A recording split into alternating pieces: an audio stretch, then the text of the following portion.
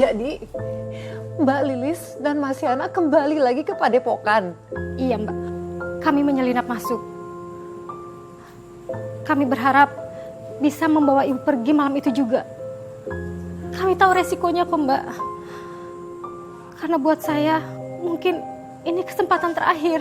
Dan bagaimana Mbak? Apa akhirnya ketemu dengan Ibu? Saya menemui ibu di dalam. Ternyata ibu... Kenapa Mbak? Ibu kenapa?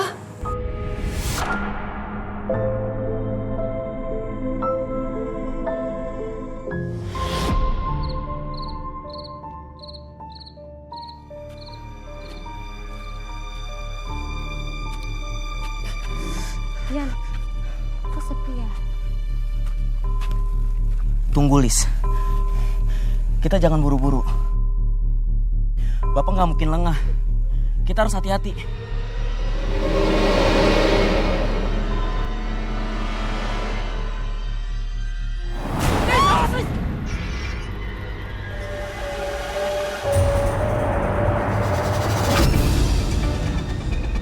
Oh, hati-hati Lis. Bapak pasti tahu ah. Lis, Lis, ayo pergi Lis. Lis, ayo. Aduh, sakit. Lis, tunggu. Kamu dengar itu nggak? Iya, di kamar ini. Pintunya dikunci. Ayo, minggir. Biar aku aja.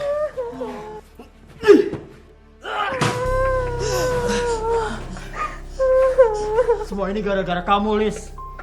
Karena kamu kabur dari pernikahan suci. Jadi kami yang dihukum. Hei, jaga mulut kamu. Dasar perempuan pembawa sial. Jangan ya, kalian tuh dihukum bukan karena aku kabur, tapi karena kalian membiarkan kesesatan dalam hidup kalian. Maksud kamu apa? Selama ini kalian tuh sudah dibohongi. Bapak bilang kalau saya sama Lilis udah ngelakuin zina di padepokan ini. Itu bohong. Yang terjadi sebenarnya, Bapak yang mau memperkosa Lilis.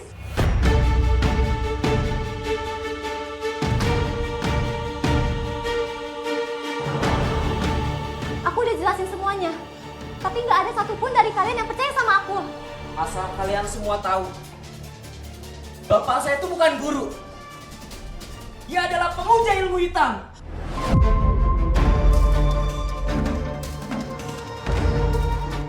Dan sudah banyak perempuan yang jadi korbannya. Maafin kami, Lis. Aku udah fitnah kamu. Maafin kami, Lis. Aku nggak butuh kata maaf dari kalian semua. Aku cuma mau tahu satu hal. Di mana ibu saya? Tadi kami lihat terakhir, dia bersama Ki Bagja. Ya nak, ayo kita cari ibu. Ayo, Lilis.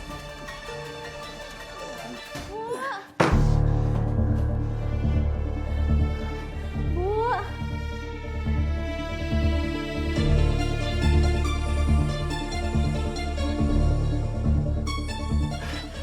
Lis, ayo kita cari ibu lagi. Bu.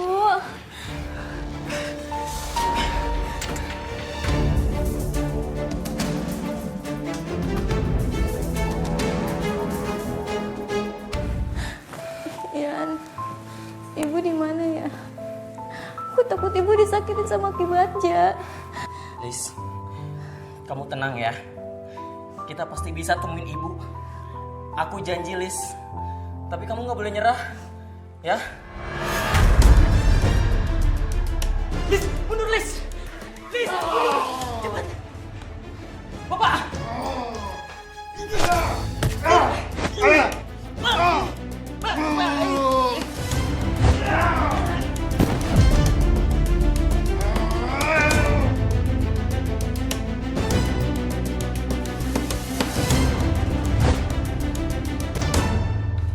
Hei, tunggu. Lilis, sini. Hianat kamu ya. Hah? Kamu Ki sudah Bagja keras mengacaukan kepala tempat macan. ini. Kayaknya dia mau bunuh Lilis. Diam. Bapak cukup, Pak! Kamu. Pak! Ya, ya, ya. Jangan mengganggu. Lilis, aku nggak akan biarin kamu mati, Lis! Pak! Saya dicekik, Mbak. sampai napas saya tuh hampir habis. Saya pikir mungkin itu akhir hidup saya. Kenapa sih dia sampai setega itu mau menghabisi kamu? Mungkin karena saya kabur, Mbak. Saya tidak mau dinikahi oleh dia. Masa hanya karena kamu gak mau menikahi dia, dia mau menghabisi nyawa kamu? Manusia macam apa itu? Dia bukan lagi manusia, Mbak. Sorot matanya, tangannya, semua bukan lagi Ki Bagja, Mbak. Dia sudah kerasukan Pak Macan. Semua itu tetap atas kehendak dia. Dia sadar, Mbak.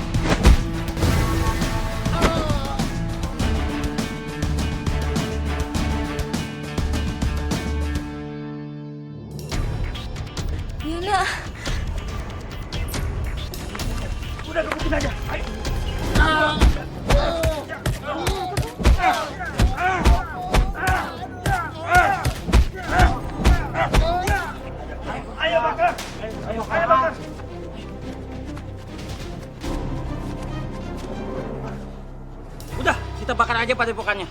Itu sumber kekuatannya.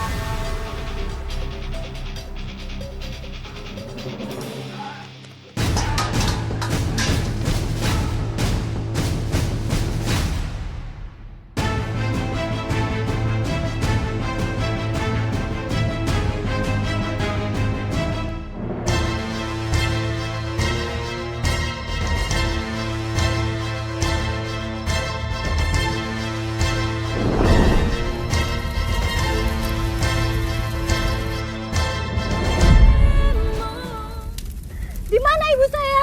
Padepokanku. Jangan saya! Di mana ibu saya?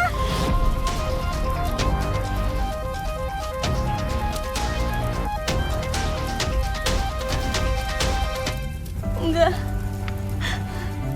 mungkin. Lis, kamu tenang ya. Lis, Nggak Lis, mungkin. ibu pasti baik-baik aja, Lis. Tenang ya, Lis. Ibu Kita masih bisa, di ya. dalam. Kita masih bisa cek ke dalam ya, Lis. Ya. Kamu tenang ya, Lis ya. Lilis! Ibu!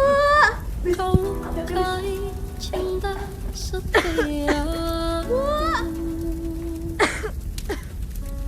Begini caramu untuk hancurkan aku.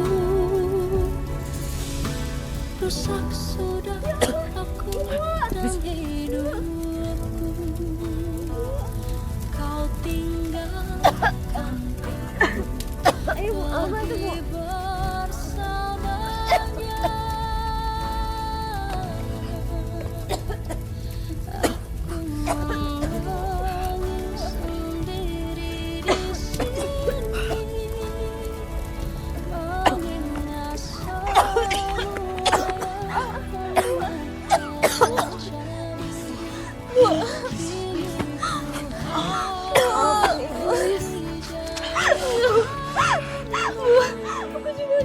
semua ingin bahagia walau tanpa kamu.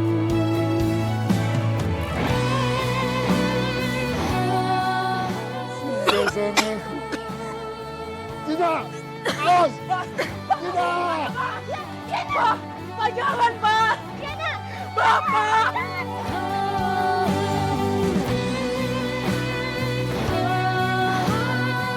Ki Bagja jadinya lari masuk ke dalam kobaran api itu, Mbak. Dia lari sendiri dengan histeris, mau nyelamatin pendopo. Karena disitulah dia menyimpan sumber misterinya, sumber kekuatannya dia. Jadi, dia lebih memilih singgasananya dibandingkan nyawanya sendiri. Bagi dia, itu adalah bukti kekuasaan. Bukan keluarganya, bukan anaknya, bukan pula orang-orang yang pernah diperdayai dan percaya pada dirinya. Bukan. Bahkan anaknya sendiri, Yana, cuman bisa melihat dari luar dan nangis. Gak bisa nolong, Mbak. Itu sungguh tragis, Mbak. Tapi kisah Mbak ini adalah contoh nyata, Mbak.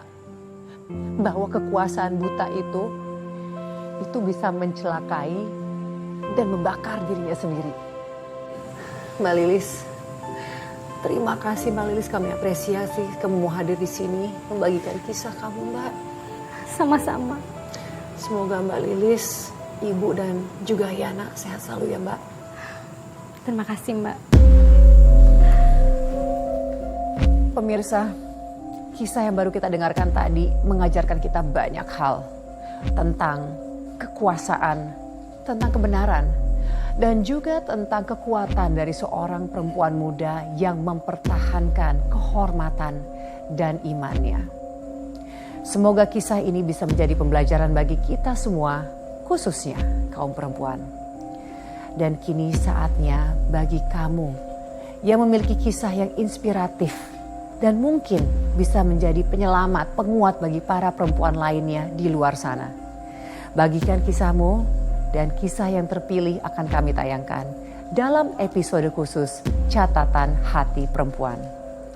Saya Nadia Mulia pamit undur diri, sampai jumpa dalam episode berikutnya, tentu dalam Catatan Hati Perempuan.